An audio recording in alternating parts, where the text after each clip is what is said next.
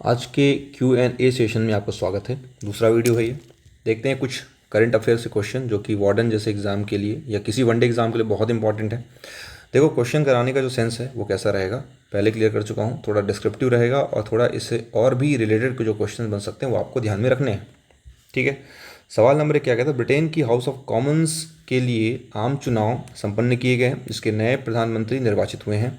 इसका सीधा आंसर बनता है किम स्टारर। ठीक है, कीर स्टारमेर।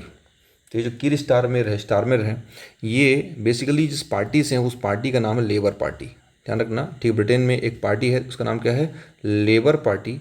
तो उस लेबर पार्टी के जो चीफ हैं, है ना, उनके अभी सरकार बनी है। और देखो लोकसभा जैसे हमारे इंडिया में होती है उसको हम लोग ब्रिटेन में कहते हैं हाउस ऑफ कॉमन्स बोलते हैं। लेबर पार्टी के हेड हैं, प्रमुख हैं, कौन है, कीर स्टारमर। और जैसे ब्रिटेन में जो संसदीय व्यवस्था चलती है, ठीक है, संसदात्मक व्यवस्था चलती है और वहाँ पर हेड प्रधानमंत्री होता है एक्चुअल में, ठीक वैसे ही भारत में पीएम का जो पद है ये भी ब्रिटेन से लिया गया है। और इन्होंने किसको हराया है, तो ध्यान रखना ये कंजर्वेटिव पार्टी के, है ना, कंजर्वेटिव जो पार्टी के, उनका नाम है ऋषि सुनक। तो ऋषि सुनक को हराया है इन्होंने। तो ये भी ध्यान रखना है कि कौन से पार्टी से हैं, लेबर पार्टी से हैं ये जो कीर स्टारमर हैं। तो ये हमारे पहला प्रश्न का उत्तर हुआ, सवाल नंबर 2। तो नेक्स्ट क्वेश्चन ये कहता है कि यहाँ पर जो दूसरा क्वेश्चन है, नेपाल के गठबंधन की नई सरकार बनी है अभी। और देखो यहाँ पे सरकार थोड़ी स्थायी चल रही है ना, अस्थाई मतलब कभी सरकार पलट जा रही है, कभी सरकार किसी गठबंधन टूट जा रहा है, मतलब कि स्थायी गवर्नमेंट यहाँ पर नहीं बन पाई है। और किसी भी डेमोक्रेसी के लिए गवर्नमेंट का स्टेबल ना होना बहुत खतरा है। ठीक है, इसलिए नेपाल वैसे भी थोड़ा डाउनफॉल रहा है हमेशा से। Nepal is working as a buffer state. Buffer state किसको बोलते हैं, जो किसी दो महाशक्ति के बीच में दबा हो।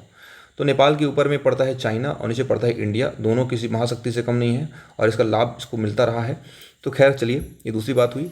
यहाँ पे आंसर आता है केपी शर्मा ओली, ठीक है, जो नए प्रधानमंत्री अभी बने हैं गठबंधन के माध्यम से। अब चलते हैं नेक्स्ट प्रश्न पे चलेंगे। तो अगला क्वेश्चन देखते हैं यहाँ पे क्या है, ईरान के नवनिर्वाचित राष्ट्रपति कौन है। ठीक है, तो देखो लिबरल का ज़माना है कहीं ना कहीं। लिबरल पार्टी के जो व्यक्ति हैं उनका नाम है मसूद पेजेस्कियान। ठीक है, इन्होंने सैयद जलीली को हरा करके ईरान के राष्ट्रपति पद पर जीत हासिल की है। ध्यान रखना ये जो उदारवादी लिबरल समूह के हैं कौन, तो ये ध्यान रखना ये जो मसूद पेजेस्कियान हैं और सैयद जलीली जो हैं ये थोड़ा कट्टरपंथी वाले थे, है ना। तो ये थोड़ा अच्छी बात है भारत के लिए, क्योंकि जहाँ तक ईरान की बात करें, ईरान थोड़ा सा एटॉमिक पावर है अपने आप में और साथ में ये इस्लामिक कंट्री है। एंड इस्लामिक कंट्री अगर लिबरल है तो कहीं ना कहीं इंडिया के लिए पॉजिटिव बात है, बट अगर कट्टरपंथी होता definitely there might be less chances कि ये इंडिया को सपोर्ट करता, है ना।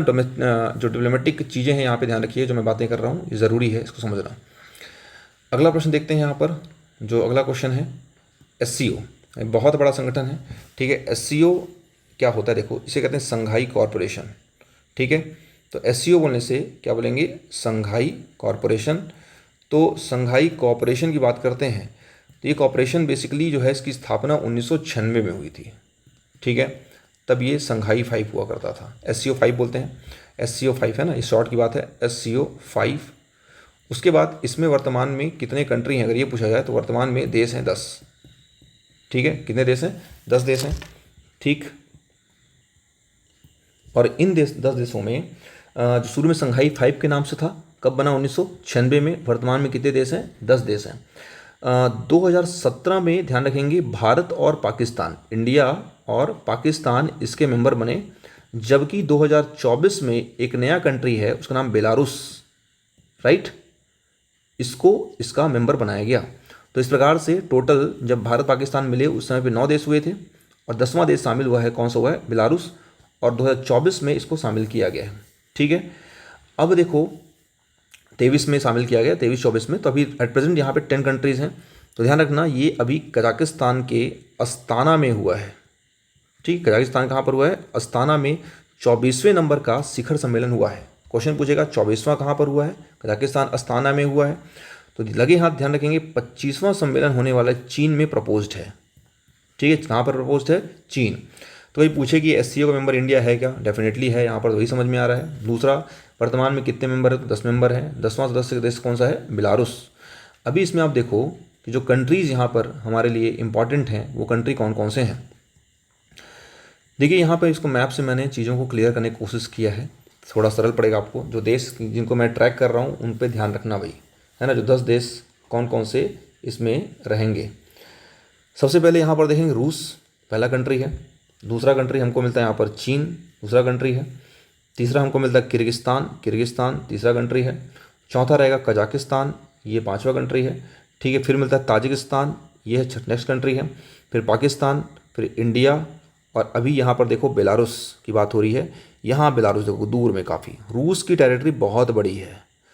रूस is a intra continent country. जिस कंट्री का विस्तार दो महाद्वीप में होता है उसे कहते हैं हम इंट्रा कॉन्टिनेंट कहते हैं। और रूस के साथ समस्या क्या है, रूस का जो फिजिकल ज्योग्राफी की बात करते हैं, physical part of Russia is in Asia, whereas इसकी जो राजधानी है दैट इज़ मॉस्को। तो Moscow is a capital of Russia and that is situated in the territory of Europe. That's why हम कह सकते हैं ऐसी कंट्री जो दो महाद्वीप में है that is intra continental country, और इसे कहते हैं अंतर महाद्वीपी देश। ठीक है, तो एक रूस हो गया, दूसरा चीन हो गया, तीसरा हो गया किर्गिस्तान हो गया, चौथा कजाकिस्तान हो गया, पांचवा ताजिकिस्तान हो गया, छठवां हो गया कौन सा, तो आपका पाकिस्तान, और सातवां इंडिया। ठीक है, और यहाँ पर हमको मिलता है उज्बेकिस्तान। ठीक है ना। कौन सा देश मिलेगा अपने को, उज्बेकिस्तान मिलता है आठवां।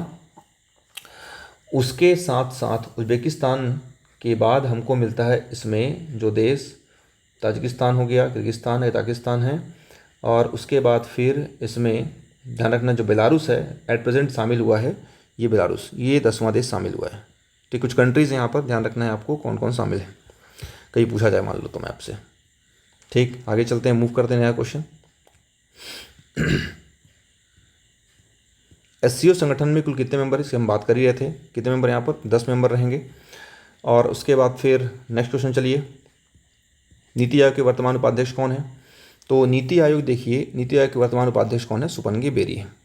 1 जनवरी 2015 को हमारे इंडिया में जो 5 ईयर प्लान है उस कॉन्सेप्ट को ख़त्म करते हुए एक नया कमीशन बनाया गया दैट इज़ अ नीति आयोग, और इसके अध्यक्ष होते हैं, ध्यान रखना, प्रधानमंत्री। इसके जो हेड होते हैं, इसके चेयरमैन होते हैं, कौन होते हैं, पीएम होते हैं। That is a think tank of India. Think tank मतलब जो भारत की थिंक मतलब सोच समझ के चलने वाली संस्था है ना, जो बहुत ज़्यादा सोच विचार करती है। तो इसमें सुमन के बेरी को बनाया गया है, उपाध्यक्ष बनाया गया। इसमें नाम लिखा है अमिताभ कांत जी का। ये पहले, ध्यान रखना, ये पहले नीति आयोग के उपाध्यक्ष यही थे, लेकिन एट प्रेजेंट ये भारत के जो लेटेस्ट वित्त आयोग है, ठीक है, I think that is probably 17th, तो लेटेस्ट जो फाइनेंस कमीशन है ना, उसके अध्यक्ष हैं।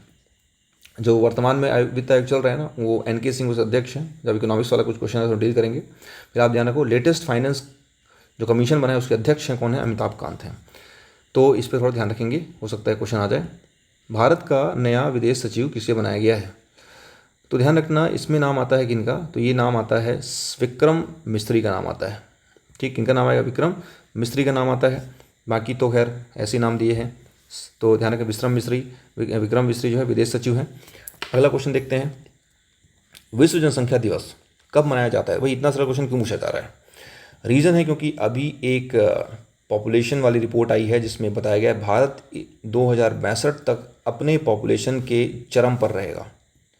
हर देश का अपना नेचर होता है, कभी देश की पॉपुलेशन बढ़ती है, कभी पर स्टैटिक रहती है, कहीं पर डाउनफॉल होता है ना, हर देश का होता है। चीन का चरम क्रॉस हो चुका है। चीन, ध्यान रखें, 2062 तक अपनी आबादी आधी कर लेगा और हम अपनी आबादी के चरम पर रहेंगे। That is a disastrous thing, जिस पर बहुत सारी चीज़ें सोचने वाली हैं कि literally population is going to be out of the control and that is a population destruction, जनसंख्या विस्फोट है। 11 जुलाई को मनाया जाता है विश्व जनसंख्या दिवस। तो अभी एक एस्टिमेटेड कैलकुलेशन है, 2062 तक भारत चरम पर होगा जबकि चीन अपनी पॉपुलेशन को आधा कर लेगा। ठीक है, एंड साथ साथ हमारा जो पड़ोसी मुल्क है उसका नाम पाकिस्तान है, वो भी कहीं ना कहीं अपने पॉपुलेशन को बहुत ज़्यादा ग्रोन अप कर रहा है, बढ़ा रहा है, और पॉपुलेशन डेफिनेटली उस देश के कहीं ना कहीं डेवलपमेंट में बाधा तो पैदा करेगा। चलिए, तो भारतीय स्टेट बैंक के नए अध्यक्ष जो बनाए गए हैं, चेयरमैन कौन है, तो ध्यान रखना इनका नाम है CS सेट्टी। ठीक है, ध्यान रखने वाली बात वही है कि who is the chairman of the SBI, पूछा जाए तो CS Setty, one liner question है, कई बार पूछा जाता है इनके बारे में। वर्तमान में किस व्यक्ति को भारत सरकार के द्वारा अतिरिक्त राष्ट्रीय सुरक्षा सलाहकार पद पर नियुक्त किया गया है। ठीक है, कुछ नाम दिए गए यहाँ पर। फॉर फर्स्ट एग्जाम्पल इसका आंसर देख लीजिए, दैट इज़ राजेंद्र खन्ना, और पहली बार ऐसा हुआ है कि भारत सरकार ने, जैसे हमारे पास होता है ना राष्ट्रीय सुरक्षा सलाहकार, राष्ट्रीय सुरक्षा सलाहकार अभी चर्चा में है, उनका नाम है अजीत डोभाल। ठीक है, अजीत डोभाल जो है ना, ध्यान रखना, ये वर्तमान में इंडियन डिप्लोमेसी के कूटनीतिक माने जाते हैं, ये चाणक्य माने जाते हैं और भारत की जो वर्ल्ड पॉलिटिक्स में बहुत बड़ा रोल प्ले कर रहे हैं अजीत डोभाल। और जब से आए तब से इंडिया की जो आउटरीच है बहुत तेज़ हुई है। ठीक है, इन्हें जेम्स बॉन्ड भी कहा जाता है क्योंकि इनका जो एटीट्यूड है, इनका जो टूवर्ड्स डीलिंग टूवर्ड्स डील करने का, जो फॉरेन पॉलिसी को डील करने का बहुत अच्छा एक्सपीरियंस रहा है। तो फर्स्ट टाइम हमने क्या देखा कि भारत सरकार के द्वारा अतिरिक्त एडिशनल है ना नेशनल सिक्योरिटी एडवाइज़र के पद पर जिनको अपॉइंट किया, उनका नाम है राजेंद्र खन्ना। एंड पैरेलली इन्होंने जो यहाँ पर व्यक्ति लोगों को अपॉइंट, दो एक्स्ट्रा लोगों को इन्होंने क्या किया है कि उप राष्ट्रीय सुरक्षा सलाहकार, इसमें दो लोगों का नाम, एक नाम पवन कपूर है प्लस इसका आंसर है ना राजेंद्र खन्ना, ध्यान रखना। ठीक है, और एक नाम है, उनका नाम है टी.वी. रविचंद्रन, टी.वी. रविचंद्रन। ये जो है इनको हमने उपराष्ट्रीय सुरक्षा सलाहकार बनाया है। शेखर कपूर कौन है भाई, लगे यहाँ सुन लेते हैं। ये हैं अंतर्राष्ट्रीय फिल्म फेस्टिवल के निर्देशक, अंतर्राष्ट्रीय फिल्म जो फेस्टिवल है, इस फेस्टिवल के निर्देशक बन चुके हैं कौन, शेखर कपूर। भारतीय सिनेमा से जुड़ा बहुत पुराना नाम है, तो ध्यान रखिएगा, है ना। और एक नाम है, उनका नाम है सिद्धार्थ मोहंती, ये LIC के चेयरमैन हैं। LIC प्राइवेट फील्ड में, बीमा के फील्ड में बहुत अच्छा काम कर रही है इंडिया में। ठीक है, तो इसके बहुत सारे स्कोप अप भी हैं।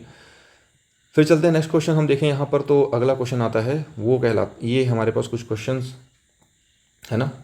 तो चलिए लेट्स क्लोज ईयर, बाकी बातें नेक्स्ट सेक्शन में करेंगे। Thank you so much.